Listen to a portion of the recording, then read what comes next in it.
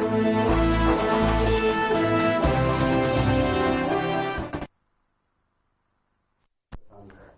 मैं हूं आपके साथ गौरव राजेंद्र। बुलेटिन की शुरुआत करते हैं। हरियाणा में निकाय चुनाव का बिगुल बज चुका है। चुनाव आयुक्त ने प्रेस कॉन्फ्रेंस कर जानकारी दी कि 2 मार्च को प्रदेश में निकाय चुनाव के लिए वोटिंग होगी, जबकि 12 मार्च को निकाय चुनाव के नतीजे सामने आएंगे। 11 से 17 फरवरी तक जो है नामांकन दाखिल होंगे, जबकि 19 फरवरी तक उम्मीदवार नाम वापस ले सकते हैं। इसी के साथ प्रदेश में आचार संहिता भी लागू हो गई है। उसी दिन पोलिंग स्टेशंस की लिस्ट भी लगाई जाएगी और 9 मार्च 2025 को पोल होगा।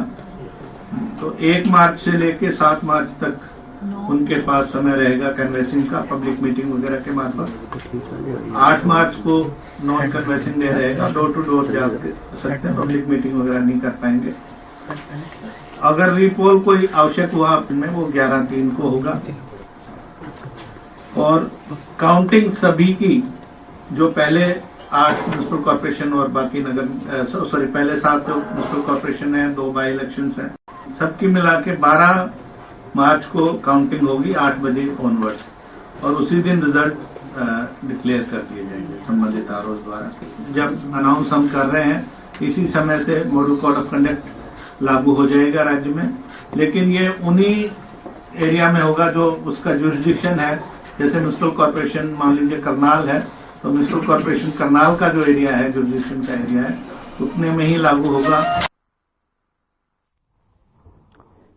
तो ग्राफिक्स के माध्यम से आपको बता रहे हैं हरियाणा निकाय चुनाव की जो घोषणा है, 11 से 17 फरवरी तक ये नामांकन होंगे और 19 फरवरी तक इसमें नाम जो है वापस ले सकते हैं। तो निकाय चुनाव को लेकर चुनाव आयुक्त ने घोषणा की है, उसको लेकर 2 मार्च को निकाय चुनाव के लिए वोटिंग होनी है। और ऐसे में जो 2 मार्च को वोटिंग होगी, उसके बाद 12 मार्च को निकाय चुनाव के नतीजे सामने आएंगे। तो हरियाणा निकाय चुनाव की घोषणा का चलिए आगे बढ़ते हैं। चंडीगढ़ में हरियाणा कैबिनेट की अहम बैठक हुई, जिसके बाद सीएम नायब सिंह सैनी ने प्रेस कॉन्फ्रेंस की और जिसमें उन्होंने बैठक में लिए गए निर्णयों के बारे में जानकारी साझा की है। साथ ही आपको बता दें कि सीएम ने जानकारी देते हुए बताया कि वन्य जीव संरक्षण नियम 2024 को मंजूरी दी है और साथ ही सीएम सैनी ने हरियाणा बजट की तारीख पर भी बोलते हुए कहा कि सुविधा के अनुसार बजट की तारीख तय की जाएगी।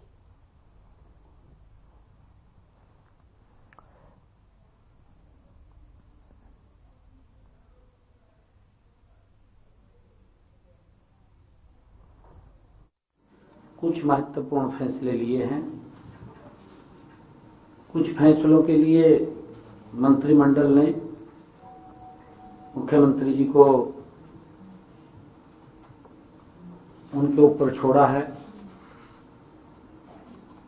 आज के जो मंत्रिमंडल के फैसले थे, उसमें हरियाणा वन्य जीव संरक्षण नियम 2024 को मंजूरी दी गई है।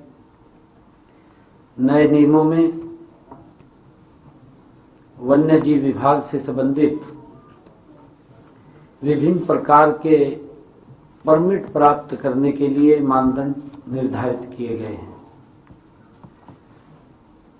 नए नियमों से परमिट प्राप्त करने की प्रक्रिया को भी अधिक पारदर्शी और उसका सरलीकरण हो, उसको मंजूरी दी गई है,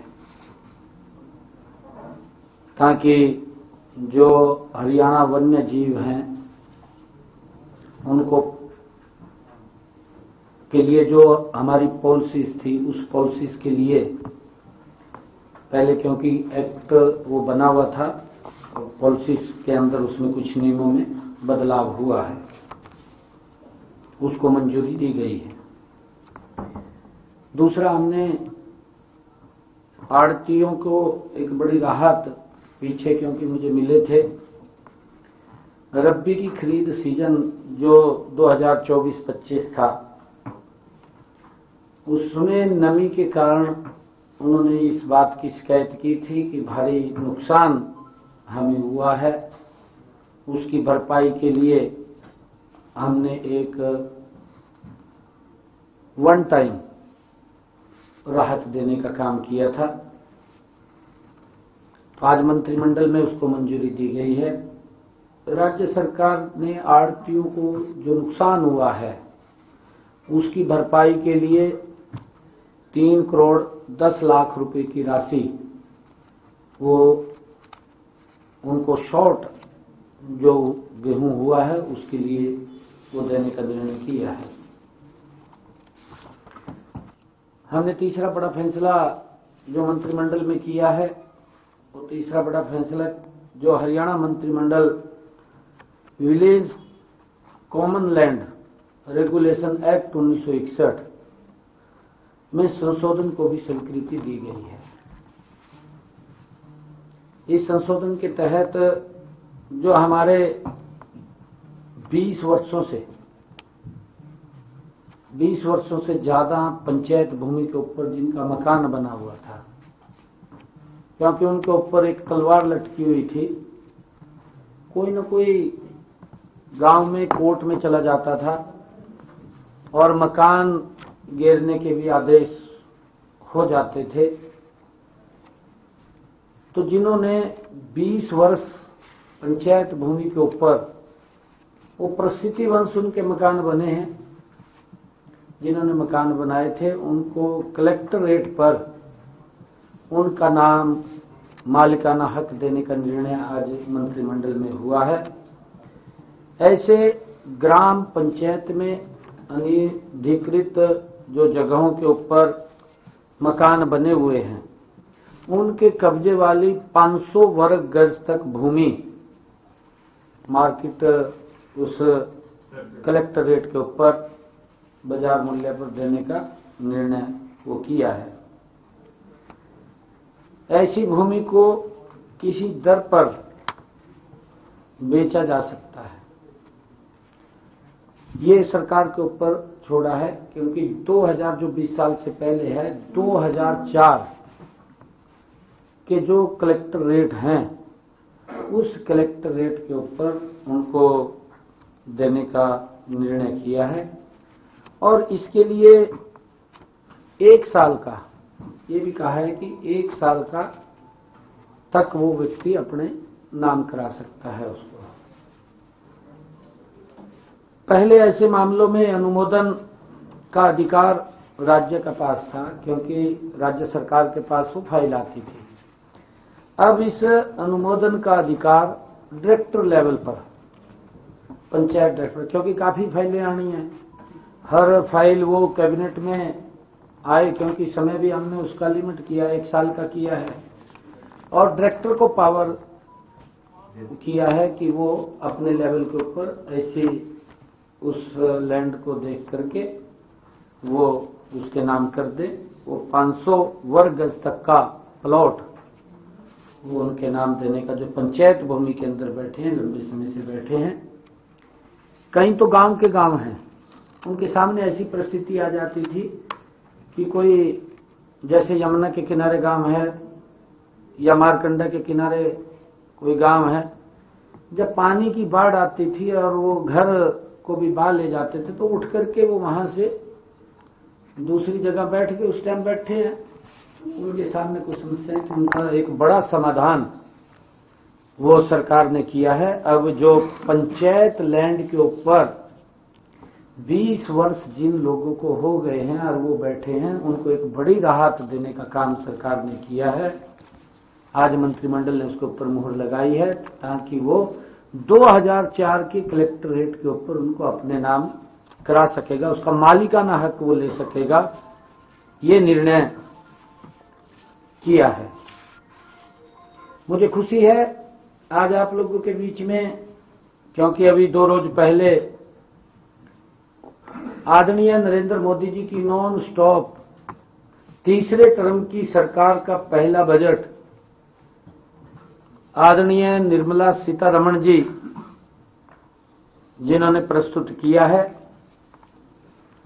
ये विकसित भारत से अभी यह बजट विकसित भारत की मजबूत बुनियाद वो है इसके अंदर झलकती है। जो आदरणीय प्रधानमंत्री जी का 2047 का सपना है कि विकसित राष्ट्र बने, उसको मजबूती देने वाला ये बजट है। विकसित भारत से अभिप्राय 6 बिंदुओं से इस बजट के अंदर वो लिए गए हैं। गरीबी से मुक्ति, 100% गुणवत्तापूर्ण स्कूली शिक्षा, गुणवत्तापरक किफायती और व्यापक स्वास्थ्य देखभाल तक पहुंच, सार्थक रोजगार के 60% कुशल कामगार,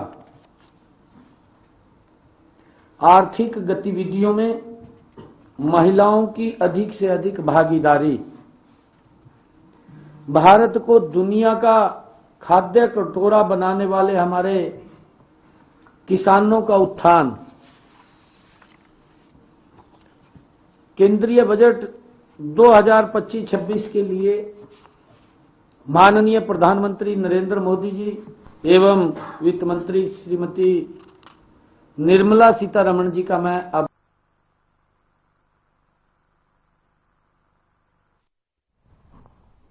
कैबिनेट मंत्री और से जो नाराजगी मामले में जो है बीजेपी प्रभारी सुरेंद्र पुनिया ने बीच से मुलाकात की। आपको बता दें कि ये भी बताया जा रहा है कि ये मुलाकात जो हुई है उसको लेकर करीब 1 घंटे तक ये मुलाकात चली है, जिसके बाद जो है प्रभारी ने उन्हें कुछ भी बोलने से मना किया।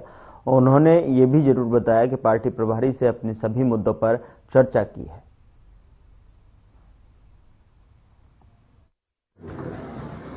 उसको स्टॉप लगाने के लिए कहा है तब तक it is not finally resolve.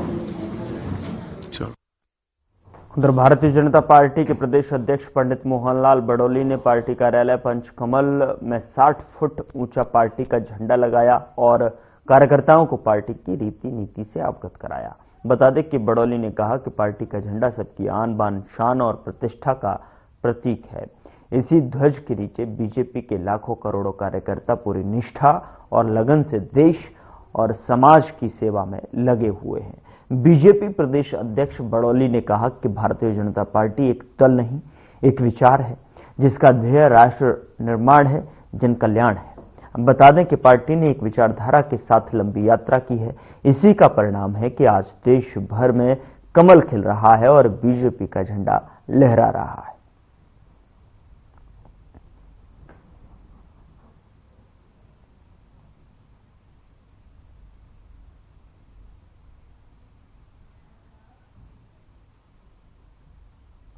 उधर हरियाणा के फरीदाबाद में खेड़ी पुल पर आगरा नहर में मूर्ति विसर्जन के दौरान 15 वर्षीय बच्चे के डूबने का मामला सामने आया है।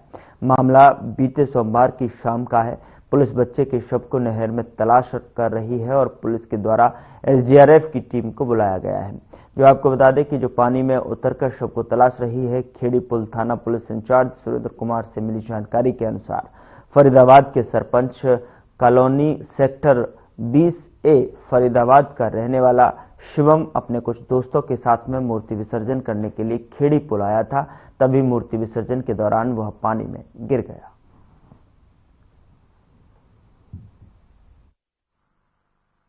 एक लड़का शिवम नाम, उम्र 14 साल, जो कल मूर्ति का विसर्जन करने के लिए आए थे, जो पेरेंट्स साथ थे, वो बच्चा उस पुल से जो है अपने बाईं तरफ भागकर उसको कूदा। उन्हें ये समझा कि यहाँ सड़क है, लेकिन बीच में कुछ खाली गैप था, उसके कारण वो नीचे गया। अभी तक उसमें कल फायर ब्रिगेड मौका पर आ गई थी और हमें जाल भी गिर के खैर नहीं बनी बात। आज एनडीआरएफ की टीम आ रही है और वो अभी मैं वहीं से आया था।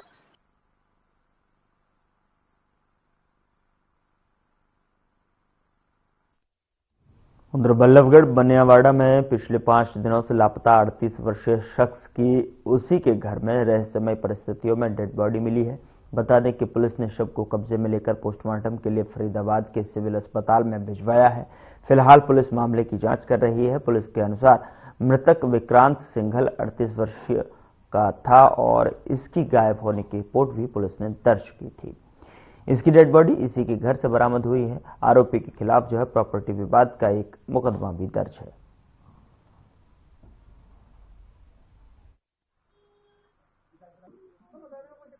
इसका विक्रांत सिंगला नाम था, उम्र 38 साल। और इसकी हमारे पास मिसिंग की कंप्लेंट आई थी, हमने मिसिंग का पर्चा दर्ज किया। परिवारजन कह रहे हैं कि इनको धमकी मिल रही थी। इसके खिलाफ सेंट्रल थाने में भी वहाँ FIR दर्ज है, को प्रॉपर्टी विवाद बताया जा रहा है। अभी जांच करेंगे इसके बारे में। ये स्पेशल टीम आ रही है, पोस्टमार्टम कराने के बाद जो बात आगे सामने आएगी तब किसी करेंगे।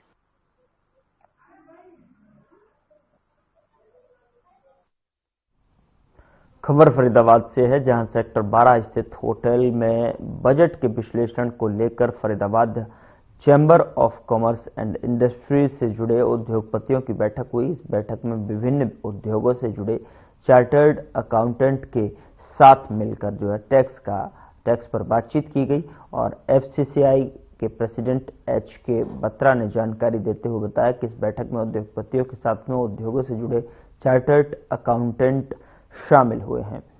बैठक में टैक्स एक्सपर्ट्स के द्वारा जो है बजट की बारीकियों को समझाया गया है ताकि चार्टर्ड अकाउंटेंट को कम जो है काम करने में परेशानी हो। और बजट में उद्योगों के जुड़े हुए कई प्रकार के बदलाव हुए हैं जिनकी जानकारी पूरी तरह से होना बहुत जरूरी है।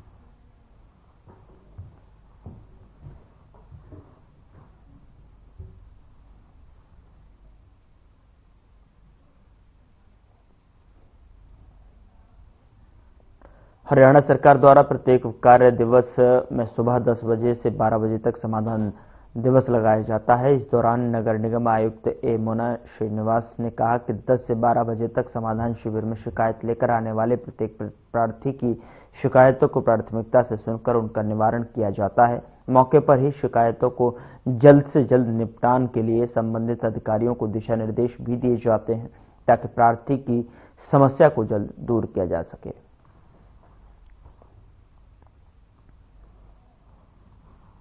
कार्य दिवस पर जो है समस्याओं के समाधान का जो दिवस है वो लगाया जाता है।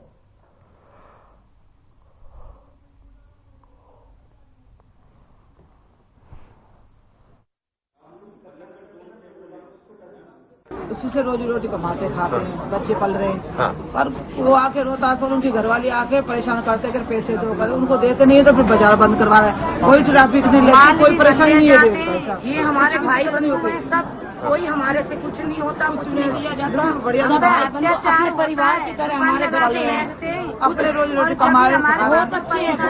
कितने पैसे ले लेते हैं? कुछ भी नहीं लेते, कुछ भी नहीं लेते। 15 साल हो गए मेरे खाली लाइट के, और इन्होंने हमारा इतना सहयोग दिया है कि कोई भी किसी के ये जो जिसके नाम शिकायत दिए पैसा उगाते हैं, ये शिकायत करता है, जो क्या क्या पैसे लेता है लड़का? कौन लड़का? जिसके नाम शिकायत दी है अभी? हम लोग जो है 20-22 साल कमाते हैं और कुछ व्यक्ति ऐसे हैं जो यहाँ नगर निगम में, थानों में 3 महीने से कंप्लेंट दी रखी है। ACP मतलब हर जगह कंप्लेंट है, बाजार बंद होनी चाहिए। कौन है ये लोग? क्या पैसे? रोहतास पुत्र कर्ण सिंह है, जिसने मुझसे पैसे भी लिए थे। कितने पैसे लिए? इसने मुझसे 50,000 डिमांड की थी। मैं सच बोलूंगा 20,000 रुपये इसने लिए मुझसे जी। और उसके बावजूद कंप्रोमाइज भी हुआ। नगर निगम के कुछ पदाधिकारी भी थे यहाँ पे, उनके सामने उन्होंने बोला कि भाई चलो इसकी चोट लग गई, कुछ भी नहीं था, फिर भी वो पट्टी झूठ बांध के आया था। मैंने उसको 20,000 रुपये भी दिए, उसके बावजूद में भी ये परेशान कर रहा है। मेरा नाम ले रहा, पाल करके नाम पूरा ले रहा है। देखो, समाधान शिविर में इससे पहले कुछ लोग आए थे जिसमें कि एक ये पता चला कि इस तरह की शिकायत आ रही है कि कोई अवैध उगाही इन लोगों से कर रहा है। तब ये भी एक हम लोगों ने ये किया था कि जहां पर भी ऐसे बाजार लग रहे हैं जो ट्रैफिक को अवरुद्ध करते हैं या लोगों की आवाजाही को परेशान करते हैं, उस तरह के बाजार ये लोग नहीं लगाएंगे। आज ये बाजार की तरफ से बहुत सारे लोग आज इकट्ठे हुए हैं। इन्होंने किसी नाम से कुछ लोगों की शिकायत भी दी है जो इलीगली इनसे पैसा एक्सटॉर्ट करते हैं और बदले में इनको बिठाने का काम करते हैं, तो वो भी गलत है। उसको ज्वाइंट कमिश्नर साहब को कहा है कि ये टेकअप करेंगे उसको अथॉरिटीज के साथ, और उसके साथ ही इनसे कहा है कि एक 10 मेंबर की कमेटी बना के ज्वाइंट कमिश्नर साहब के साथ बैठ के इसके ऊपर बातचीत करें कि क्या ऐसा तरीका है जिससे कि इस तरह की एक्टिविटी को हम लोग रेगुलेट कर सकें।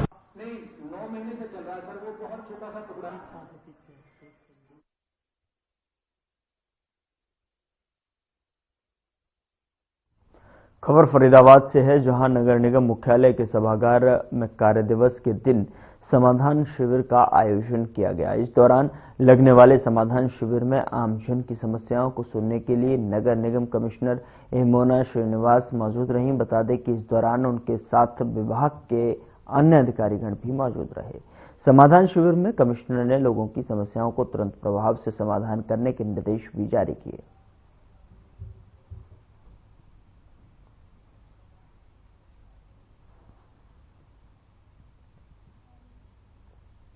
तो निगम मुख्यालय में समाधान शिविर लगाया गया, जहां पर कमिश्नर और अन्य अधिकारी मौजूद रहे। कमिश्नर यमुना ने जो है समस्याओं के समाधान के लिए त्वरित निर्देश भी दिए।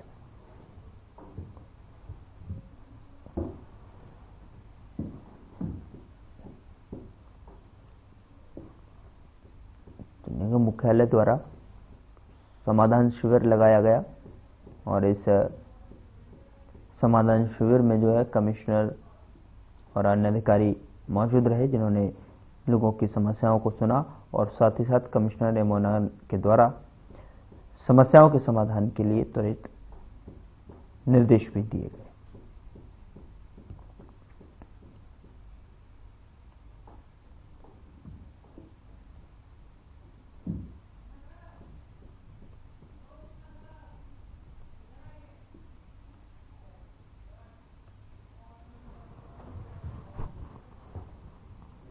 उधर पलवल के नगर परिषद कार्यालय में कर्मचारियों ने पार्षदों के खिलाफ जमकर नारेबाजी की और कर्मचारियों को आरोप है कि पार्षदों द्वारा उनके साथ गाली गलौज और हाथापाई की गई है और इतना ही नहीं, उन्हें जाति सूचक शब्दों से अपमानित भी किया गया है। इस मामले की लिखित शिकायत भी दी गई है। साथ ही आपको बता दें कि कर्मचारियों ने कार्यकारी अधिकारी नगर परिषद को दी है।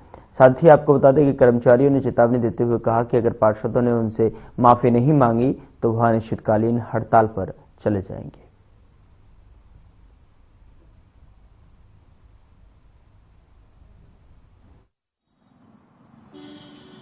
विवाद जी, सुबह का प्रोग्राम था गौरव गौतम जी का बस स्टैंड पर सफाई अभियान। सुबह मैं उनके साथ सफाई अभियान था। उनके सफाई अभियान के दौरान बाद में गुप्ता जी हमारे एसडीओ साहब है, उनका फोन आया मेरे पास, मेरे को बाटी तू जरा सोनाले एजेंसी पे सभी ट्रैक्टर चालकों को लेके आ जा, जो हमारे ड्राइवर हैं ट्रैक्टर चलाते हैं उनको यहाँ लेके आ जा।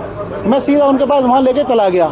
तो कुछ देर बैठने के बाद उन्होंने मेरे से बोला कि मैं सारे पेपर मैंने चेक कर लिए हैं और मैं मीटिंग में जाना, तो ये डिलीवरी आप रिसीव कर लेना, ट्रैक्टरों की रिसीव, बाकी सब मैंने देख लिया है। उस दौरान बैठ के तो आधा पौना घंटा हमारा लग गया। इस दौरान हमारे कुछ पार्षदगण और चेयरमैन साहब ये वहां पहुंच गए, वो भी देखने लग गए, खुश थे सारे मामले से। और मेरे से जीतू तेवतिया पार्षद जी वो मुझसे खुद बदतमीज बोले हैं बाहर गाली गलौज से, तुझे देख लूंगा, ये बंगी बल गने उल्टे सूते गाली गलौज और जाति सूत शब्द इस्तेमाल किए उसने।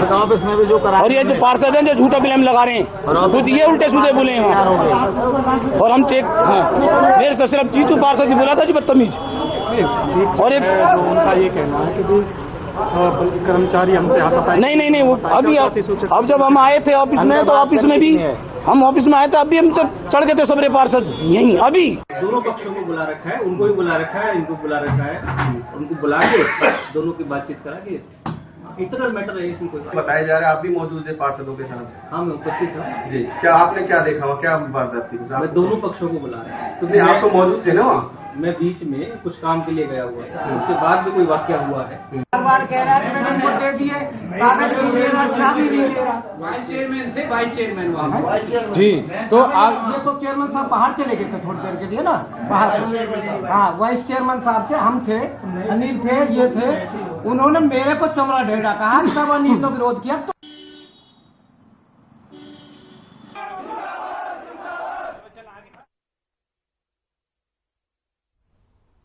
फिलहाल बुलेटिन में इतना ही। नमस्कार।